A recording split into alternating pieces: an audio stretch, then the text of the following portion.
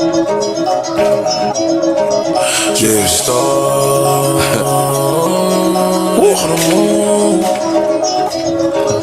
You ain't.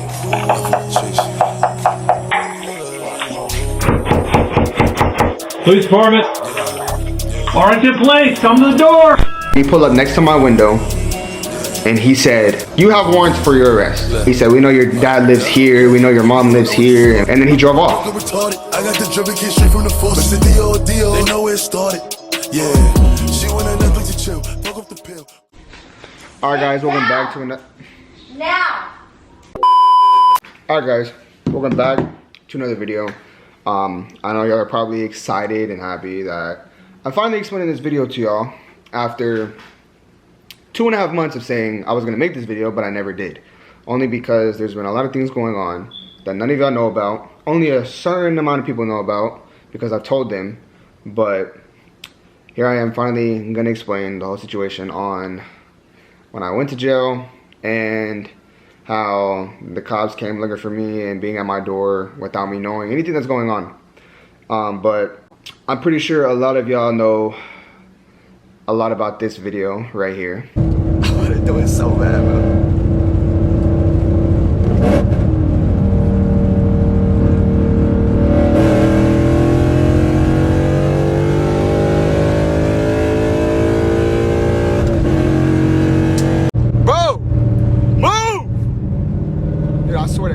I swear to God, oh, the cops coming back. The cops coming back. The cops coming back. The cops coming back. The cops coming back. The cops coming back. Dang. That sucks.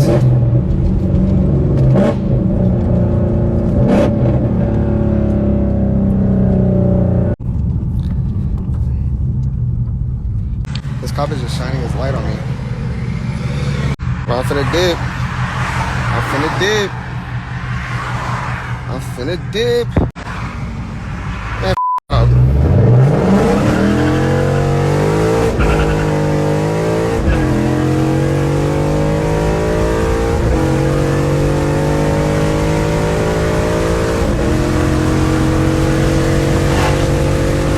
For the people that don't know about the video, I'm pretty sure now you know because you just saw it, but yeah, so that video actually reached a lot of people. Like, it got so many views and it got reposted on so many different social medias and so many different accounts and pages, and you know, I honestly was not expecting it to happen like that, but it happened, and you know, it is what it is. So here I am about 2.5 months later, and finally I'm gonna explain this whole story to y'all. I'm gonna leave out bits and pieces of the story only because I haven't gone to court yet, and I don't want to say a lot, especially since I haven't gone yet. And I'm pretty sure some of y'all will understand why. But yeah, so one day, I was, you know, I had some errands I was running, and I got this phone call from my parents saying that the cops showed up to my house, which I'll show y'all right now in this clip.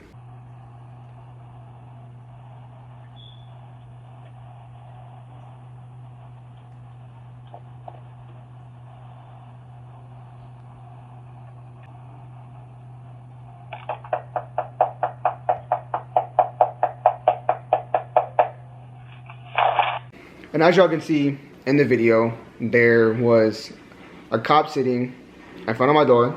I mean, standing in front of my door. There was a cop standing in my driveway and a cop standing on the sidewalk. Honestly, I have no idea why they were there. Well, I had no idea why they were there. I was confused because they came out of nowhere. And they knocked on the door quite a bit. It's not really all in the video, but they knocked on the door quite a bit. And the only person that was home was my little brother. And of course he's not gonna answer because why would he answer the door with police at the front door and he has no idea what's going on? So they end up leaving maybe about 5 minutes later, and they go down the street asking a lot of my neighbors, what time do I come home? What time do I leave? What do I do during the day? And you know, just stuff like that. I don't really know what all information they got from all of them, but I know they constantly sat outside my neighborhood and around the area waiting for me to come home and all that. But one day I was driving, going to do the stuff that I normally do, and there was a cop I had seen in my rearview mirror. And he was actually pretty far back there. Like, I wasn't tripping on it. But I saw his lights turn on probably like 3 or 4 times. Because he was telling the cars that are behind me to move over so he can get behind me. And he ended up getting behind me after I made a turn on the street.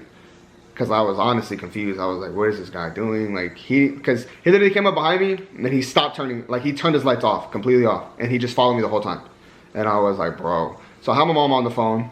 And I was telling her everything that was going on. I was like, I don't know why this cop is following me. I don't know what he's trying to do and what he's trying to get out of it, but he's following me. So anyways, I'm driving around Mansfield, and it's an Arlington cop, by the way. I'm driving around Mansfield, and he probably followed me for maybe 15 minutes before he pulled up next to my window, and he said, we have detectives looking for you, and you have warrants for your arrest. And I'm just giving you a heads up right now. And I was like, what for? And he was like, he started laughing and he was like, you know what for? And I was like, I don't know what for. And he was like, oh, you ran from us and yada, yada, yada, whatever. And I was like, I ran from y'all. I don't remember running from y'all.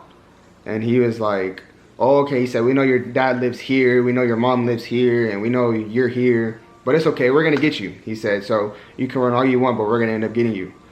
And then he drove off. He left. And I was like, what? I was like, all right, whatever. So then I make another phone call, trying to figure out what's going on. And I call my lawyer, and he tells me that they have a warrant on me. That it's kind of called a pocket warrant, to where it doesn't pop up in the system, but there's a warrant out there. And it's like kind of like a hidden warrant. So you don't really know because you search it up and it's not on there, but they know. So they're trying to get you out of nowhere. Like whenever you least expect it, that's when they're trying to get you. So I was like, okay, so what am I supposed to do? Like, do I turn myself in? Do I stay hiding or hide or whatever? Like, what am I supposed to do? And he was like, I suggest you turn yourself in because it makes it better on your end since you didn't do anything. And I was like, okay. So I was gonna turn myself in probably about a week after that, after I had that conversation. Because I had some stuff that I had going on in between then. So I knew that the only time I could was a week from then. And a cop, actually, no. Fast forward to maybe like 2 days after that, my car is sitting at my dad's house because it's broke. Because the transmission broke. And 3 cops pulled up to my house and they came knocking on the door and searching my car. And I didn't know anything about it until maybe like 10 minutes afterwards. But I'll play that clip for y'all right now. Police department. Arlington police. Arlington police, come to the door. Police department. Recording mounted. Wi-Fi disconnected.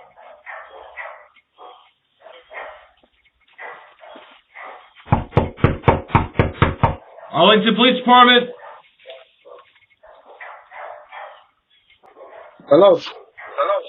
Hey, Arlington Police, come to the door now. I'm not at the house, sir.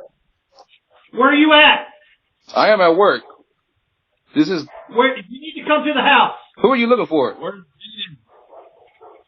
Looking for Jaden. Okay, well, Jaden doesn't live here. This is his father. Okay. Where is he living? At the address registered to him. Which is what? In Arlington. Okay, why is his car here? Because it doesn't work. Okay, you need to call him and get him to come here right now. I need to call him and do what? To get him to come to this location. We need to talk to him. What's the problem? He's got warrants for his arrest, and he Okay. knows it. He knows what he's done. It's Okay. on video, so that's all you need to know right now. Other than we're going to keep trying to look for him. If you decide to help him out, don't get yourself in any trouble. But he's got warrants for his arrest. Okay, if you leave a card there, that way I can go ahead and contact an attorney, and they will get in touch with you. All right.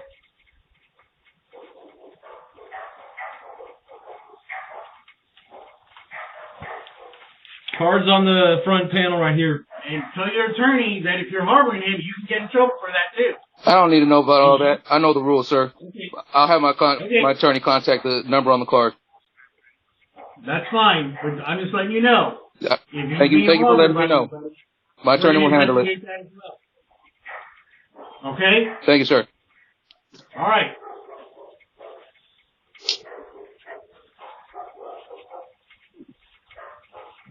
So as you can see from that video, they knocked about 3 times, constantly. Well, I don't want to say constantly, but they knocked quite a bit.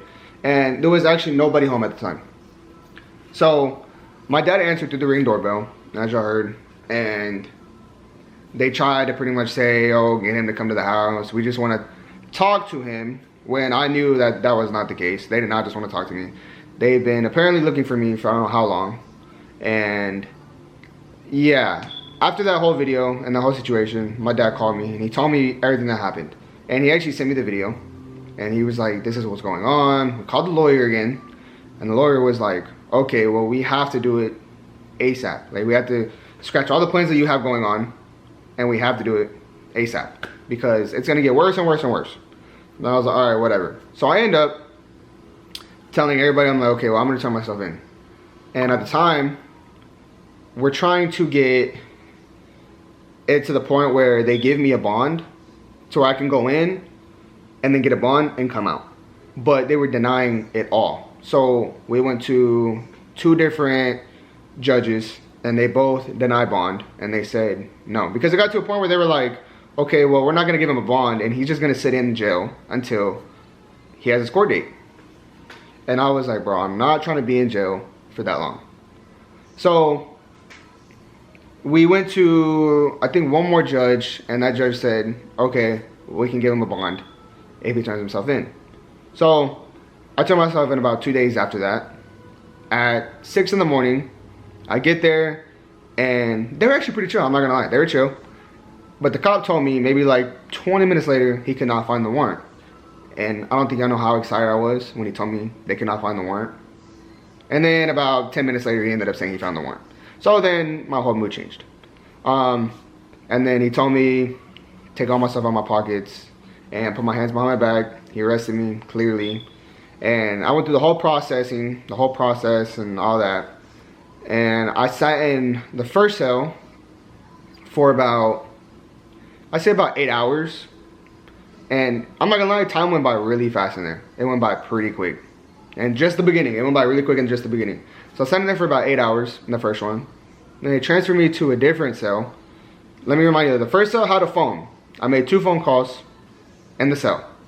Because I honestly didn't know it was a phone. It looks just like a freaking, what's it called? It was just like a plastic, I mean not plastic, like just a square on the wall. And I would not expect that to be a phone, but it was a phone. So I made 2 phone calls, and I talked to my girlfriend and my mom. And they told me everything was going to be okay. And I was, all right, whatever. So we went to the second cell. The second cell had 2 phones as well. And as I'm in there, I was in there for probably about 2 hours.